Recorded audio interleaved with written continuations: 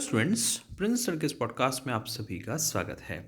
आज 87% और 13% का ये जो नया फार्मूला एमपीपीएससी ने जिसके माध्यम से प्रीलिम्स 2019 के परिणाम जारी किए हैं और 2021 के परिणाम जारी किए हैं, उस पर माननीय उच्च न्यायालय में सुनवाई हुई और याचिकाकर्ताओं की तरफ से कुछ मुख्य बिंदु जो रखे गए उनको बताएंगे। माननीय न्यायालय ने क्या कहा, क्या हो सकता है, क्या होने वाला है, इस पर हम बात करेंगे। अगर आप चैनल पर नए हैं तो सब्सक्राइब कर लीजिए, बेल आइकन पर क्लिक करिए, डिस्क्रिप्शन में जाइए, इंस्टाग्राम, टेलीग्राम, फेसबुक की जो लिंक्स दी गई हैं उनको भी आप सब्सक्राइब कर लीजिए, ज्वाइन कर लीजिए। और मेंस 2019, 2021 और प्रीलिम्स 2022 के लिए हमारी टेस्ट सीरीज, नोट्स, कक्षाएं जरूर ज्वाइन करिए। सोशल मीडिया पर हर जगह हम आपको अपना कंटेंट शेयर करते हैं, आप इन्हें देखिए, पहचानिए, आपके पास जो है उससे कंपेयर करिए, आप ऑब्जर्व करेंगे, ये बहुत ही बेहतर है और आपके भविष्य के लिए, आपके सपनों के लिए बहुत ही कारगर साबित हो सकता है। व्हाट्सएप करिए 9685570712 पर। चलिए बात करते हैं। आपको बता दें कि आज 87% और 13% का ये जो नया फार्मूला जिस पर प्रीलिम्स 2021 और 19 के रिजल्ट जारी हुए हैं, इस पर माननीय जबलपुर उच्च न्यायालय में सुनवाई हुई। याचिकाकर्ताओं की तरफ से कुछ मुख्य बिंदु रखे गए, वह ये थे कि जो ये नया परिणाम जारी किया गया है उसमें जो 13% यूआर की लिस्ट है, अनरिजर्व्ड की जो लिस्ट है, उसमें फिर से कम्युनल रिजर्वेशन का उल्लंघन किया गया है। कहने का तात्पर्य ये है कि इसमें ओबीसी, एससी, एसटी के अभ्यर्थियों को जगह नहीं दी गई है, जबकि माननीय न्यायालय ने 2019 का जो आपका कहना चाहिए परिणाम रद्द किया था, उसमें साफ साफ कहा था कि पुराने नियमों के आधार पर ही रिजल्ट बनेंगे। लेकिन पुनः माननीय न्यायालय के आदेश का उल्लंघन हुआ, तो यहाँ पर कंटेम्प्ट ऑफ कोर्ट यानी कि माननीय न्यायालय के आदेश के उल्लंघन का भी जो है यहाँ पर बात उठी और याचिकाकर्ताओं की तरफ से माननीय उच्च न्यायालय को यह अवगत कराया गया कि उनके आदेश का उल्लंघन हुआ है। आप समझ गए होंगे, जो 13% यूआर की लिस्ट है उसमें ओबीसी, एससी, एसटी के अभ्यर्थी नहीं हैं, ऐसा कहा गया याचिकाकर्ताओं की तरफ से। दूसरा ये कि 87% लोगों को नौकरी दे देना और 13% को होल्ड कर देना, ये कहाँ से समानता है, यानी कि सीधे सीधे समानता के अधिकारों का उल्लंघन है और कोई भी परिणाम इस तरह से दो टुकड़ों में जारी नहीं हो सकता है, यह असंवैधानिक है। इस तरह से कुछ बिंदु रखे गए।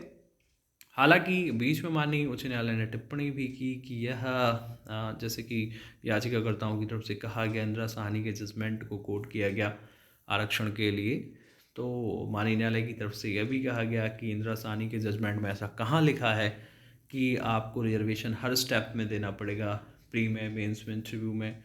तो वहाँ पर फिर याचिकाकर्ताओं की तरफ से अपनी बात रखी गई। तो इस तरह से ये चीज़ें चली और आपको बता दें कि अब इसकी जो अगली सुनवाई है वो होगी अगले हफ्ते, यानी कि एक हफ्ते का समय दिया गया है, जिसमें मुख्य दो बिंदुओं पर जवाब देना है कि 87% के विरुद्ध 13% बच्चों के परिणाम को क्यों रोका गया। दूसरा, जो 13% अनरिजर्व्ड की लिस्ट है उसमें कम्युनल रिजर्वेशन का पालन क्यों नहीं किया गया। तो एमपीपीएससी अपना जवाब पेश करेगा और मैं आपसे पहले ही कह रहा हूँ कि देखिए, ये जो रिज़ल्ट बनाया गया है 87-13% वाला, ये बिल्कुल नया है। इतिहास में कभी इस तरह से मुझे याद नहीं कि कभी कोई परीक्षा का परिणाम जारी किया गया। पहले भी इस तरह की समस्याएं हुई हैं, लेकिन इस तरह से कभी परिणाम जारी नहीं हुए। लेकिन यहाँ पर देखना होगा कि माननीय न्यायालय इसको किस तरह से लेते हैं, किस तरह से इन चीज़ों को अपने कहना चाहिए आदेश में सामने लाते हैं। बाकी आप सभी अभ्यर्थियों से यही कहूँगा कि देखिए, अभी न केवल एमपीपीएससी बल्कि व्यापम में भी भर्तियां निकल रही हैं और अभी कुछ 2, 4, 5, 6 महीने जो हैं ये पढ़ाई का ही समय है। पहले भी हमने अन्याय के खिलाफ और बच्चों के साथ जब भी गलत हुआ है तब लड़ाइयाँ लड़ी हैं, साथ में सब कुछ किया है। लेकिन अभी फ़िलहाल मैं बस इसी बात को लेके चिंतित हूँ कि अभी भर्तियाँ भी हैं और अभी कहना चाहिए ना केवल व्यापम बल्कि सेंट्रल गवर्नमेंट। तो थोड़ा सा ये था कि ठीक है, जो चीज़ें हैं समय के साथ निकल के सामने आ जाएंगी, लेकिन पढ़ाई नहीं छोड़ना है और ख़ासकर व्यापम की भी भर्तियां हैं तो इसलिए भी पढ़ना बहुत ज़रूरी है।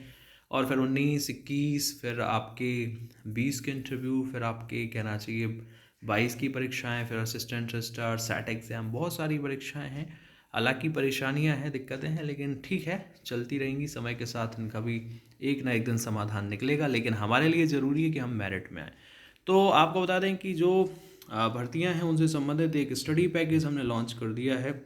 इसमें आप मध्य प्रदेश व्यापम की सभी भर्तियों के लिए एक ही स्टडी पैकेज खरीद सकते हैं, जिसमें सामान्य ज्ञान के सारे सब्जेक्ट्स, इतिहास, भूगोल, विज्ञान, संविधान, अर्थव्यवस्था, विज्ञान के अलग से हैं तीनों, और सामान्य ज्ञान के सारे सब्जेक्ट्स, फिर कंप्यूटर ज्ञान, प्रबंधन, हिंदी, सामान्य अंग्रेजी, गणित, तार्किक योग्यता, ये सब मिलेगा। और सबसे अच्छी बात यह है कि इसमें आपको टेस्ट सीरीज़ फ्री कर दी है, जो कि 1,000 रुपये की कीमत की टेस्ट सीरीज़ आप बाद में ज्वाइन करेंगे, वो आपको अभी यहाँ इसके साथ बिल्कुल फ्री मिल रही है।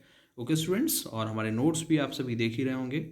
ये हमारे नोट्स हैं जो हम आपको लगातार शेयर कर रहे हैं, दिखा रहे हैं, और आप इनको देखिए, समझिए, और आपके पास जो कंटेंट है उससे मिलाइए। आप पाएंगे कि टू द पॉइंट जो कंटेंट है, इससे अच्छा आपको नहीं मिलेगा, चाहे वो व्यापम की परीक्षाएं हों और चाहे वो आपकी MPPSC की परीक्षाएं हों।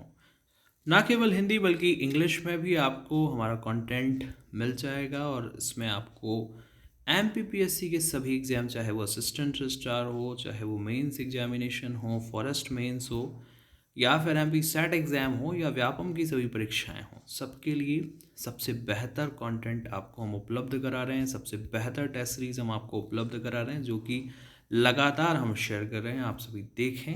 इसीलिए कहते हैं कि हमारे सोशल मीडिया के सभी प्लेटफॉर्म्स पर आप आ जाइए।